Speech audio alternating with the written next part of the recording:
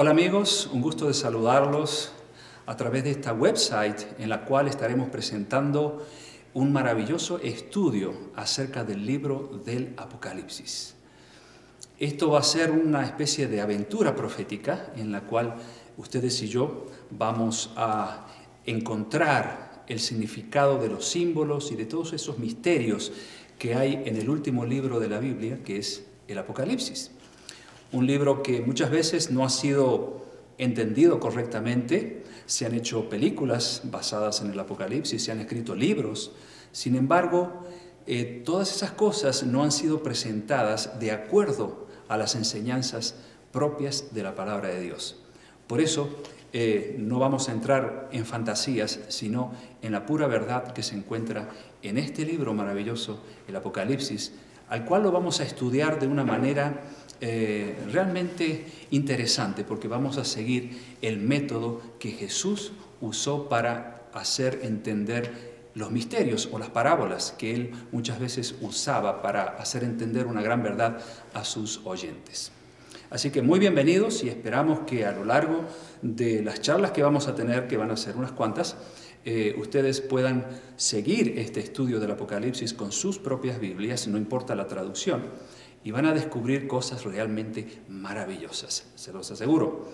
Así que hoy vamos a iniciar este estudio con algunas explicaciones acerca de lo que significa el Apocalipsis.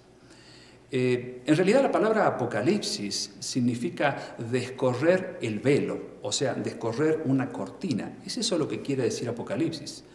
No es una palabra para entender que se trata de catástrofe, de fin del mundo y de todas esas cosas, que si bien de eso también se habla ahí, sin embargo, el significado de la palabra Apocalipsis es todo lo contrario, quiere decir descorrer el velo para que ustedes y yo podamos descubrir esas cosas que están allí ocultas a través de símbolos y que muchas veces sí son algunas catastróficas como las 7 plagas y otros eventos que hay ahí, pero no están escritos para asustarnos, sino para darnos esperanza. Y por eso vamos a estudiar este libro para encontrar la esperanza que solamente Dios pudo haber puesto al final de las Santas Escrituras. Así como el Génesis fue el inicio de la historia, el Apocalipsis es el final. Podríamos decir que el Génesis es el inicio del pecado, el inicio de la historia triste de este mundo por causa de la caída de nuestros primeros padres, pero el Apocalipsis nos muestra un futuro glorioso, un futuro donde el pecado desaparecerá para siempre y habrá gozo y alegría y vida eterna para los salvados. Así que, ¿cómo perdernos el último capítulo de la Biblia, que es el Apocalipsis? Es como aquel que lee un libro, comienza por el primer capítulo, pero no ve la hora de llegar al final para saber cómo se desenvuelve esa historia, cómo llega a su clímax. ¿Y no le parece a usted un tanto extraño de que haya muchos cristianos que no quieran leer este libro, cuando en realidad es el más significativo en la Biblia desde el punto de vista de la controversia entre Cristo y Satanás? ¿Por qué mucha gente no lo quiere leer? Y muchos dicen, bueno, lo que pasa es que es muy difícil de entenderlo, hay muchos símbolos, hay muchas cosas que no puedo entender. Pero, ¿sabe una cosa? Este libro fue escrito precisamente para ustedes y para mí, porque comienza el capítulo 1 diciendo que es para los siervos de Dios. Y si usted se considera un siervo de Dios, pues para usted o para ustedes es este maravilloso libro. Quiero decirles que el Apocalipsis se podría resumir en solo 4 palabras. ¿Y quieren saber cuáles son esas 4 palabras? Satanás pierde, Jesús gana. Así de simple. En esas 4 palabras podemos resumir todo ese misterio que envuelve este maravilloso libro. Satanás pierde, Jesús gana, porque precisamente es un libro donde se desarrolla la gran controversia entre Cristo y Satanás. ¿Cómo finalmente Cristo va a triunfar y cómo finalmente Satanás va a caer derrotado para siempre? Este libro fue escrito en el año 96 después de Cristo aproximadamente, y el profeta que lo escribió fue el apóstol San Juan. Aquel San Juan que estuvo tan cerca de Jesús, que amó tanto a Jesús. Ahora ya viejito, desterrado en la isla de Patmos, una isla rocosa, donde había una cárcel de alta seguridad para delincuentes incorregibles. El emperador Domiciano, emperador romano, envió al viejito Juan, a don Juan, a San Juan, a esa isla para que dejase de predicar el Evangelio. Y lo que parecía una derrota para el mundo cristiano fue una victoria, porque precisamente en esa isla rocosa San Juan recibe la maravillosa revelación del Apocalipsis. Vamos a leer lo que dice el capítulo 1. Ustedes pueden seguirme con sus Biblias o bien anotar estos textos. El capítulo 1, versículo 1 al 3 del libro del Apocalipsis, este hermoso y apasionante libro que hoy tendremos la dicha de comenzar a estudiar junto a ustedes. Dice en el versículo 1, la revelación de Jesucristo que Dios le dio para manifestar a sus siervos las cosas que deben suceder pronto. ¿Escuchó bien lo que dije al principio? La revelación de Jesucristo que Dios le dio para manifestar a sus siervos. Como dije hace algunos instantes, este libro fue escrito para los hijos de Dios. ¿Por qué los hijos de Dios no lo estudian? Mire, yo quiero decirle algo. Una de las razones por las cuales muchos cristianos no estudian este libro es porque el diablo no quiere que entendamos cuáles son las tretas, cuáles son las estrategias que él usa para querer engañarnos. Es esa la razón más importante, la razón más importante. Pero ustedes y yo estamos aquí precisamente para descubrir esas trampas que están escondidas en este apasionante libro. Ustedes y yo que somos siervos de Dios. Y luego dice que Jesucristo declaró esta revelación, enviándola por medio de su ángel a su siervo Juan, que ha dado testimonio de la palabra de Dios y del testimonio de Jesucristo y de todas las cosas que ha visto. Y el versículo 3 del capítulo 1 del Apocalipsis dice algo realmente maravilloso. Bienaventurado el que lee y los que oyen las palabras de esta profecía y guardan las cosas en ella escritas, porque el tiempo está cerca. ¿Se acuerdan ustedes de las bienaventuranzas del monte? Allá en el Monte de los Olivos, cuando Jesús habló de las bienaventuranzas. Él no volvió a usar esta palabra sino hasta recién al final de este libro en el Apocalipsis, capítulo 1, verso 3. Porque la palabra bienaventurado quiere decir mucho más que feliz. Esa felicidad que solamente Dios puede dar. Podríamos decir que ningún ser humano en la tierra es bienaventurado, a menos que tenga a Cristo en su corazón. No existe la palabra bienaventurado para un ser humano normal, que no ha tenido oportunidad de conocer a Dios todavía.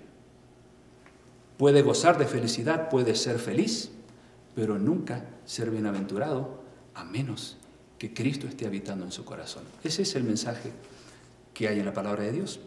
Y por eso aquí la siguiente bienaventuranza, después de las que Jesús mencionó en el Monte de las Olivas, dice, bienaventurado o mucho más que feliz el que lee, los que oyen y los que guardan las palabras que están escritas en este libro. Fíjese, es interesante, no solo que este libro es para ustedes y para mí, porque nos consideramos hijos de Dios, sino que allí San Juan escribió, inspirado por Dios, feliz el que lee, oye pero con el deseo de aprender, y guarda las cosas que están escritas aquí. Así que, ¿por qué habríamos de perdernos el estudio de este tan apasionante libro de la Biblia? Desde este momento, si nosotros queremos no solo leer, sino oír y guardar, es decir, poner en práctica las enseñanzas que hay aquí, entonces seremos bienaventurados. No se olviden de esa palabra. De paso, ¿saben cuántas veces aparece la palabra bienaventurado en el Apocalipsis? 7 veces. Cuando Dios quiere decir algo sumamente importante, lo hace usando el número 7. Y en el Apocalipsis ustedes van a ver que se repite muchas veces el número 7.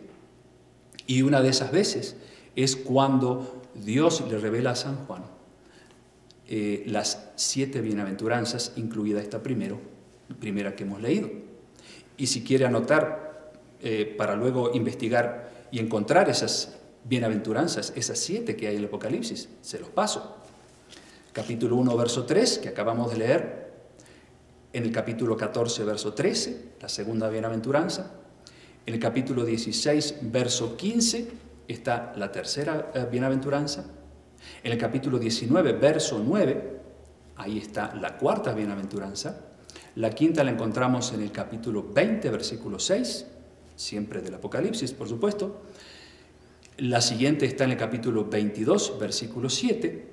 Y la séptima bienaventuranza está en el capítulo 22, versículo 14.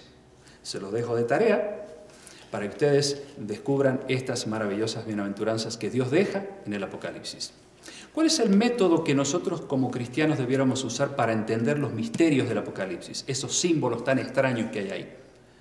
¿Qué mejor que preguntarle a la misma Biblia cuál es ese método?